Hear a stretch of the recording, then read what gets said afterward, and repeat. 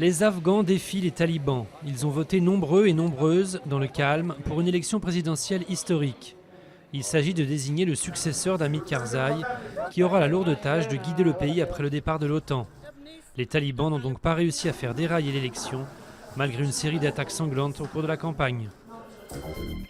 Kagame accuse la France. 20 ans après le génocide, le président rwandais déclare que la France a participé à sa préparation politique et à son exécution même.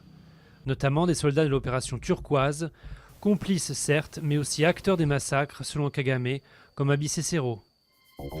Après le vote des Français, c'est l'élection des maires. Anne Hidalgo devient la première femme maire de Paris.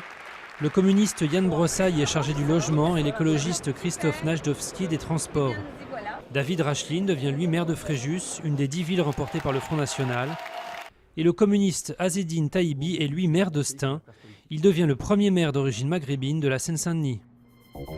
Vivendi a tranché, l'opérateur téléphonique SFR va bien être vendu à Numéricable. Malgré plusieurs améliorations de son offre et le soutien du gouvernement, Bouygues voit donc lui échapper le deuxième opérateur français. Une nouvelle raison de visiter Arles, ville de culture. En plein centre historique, avec 2 terrasses sur les toits de la ville, la Fondation Van Gogh vient d'ouvrir ses portes.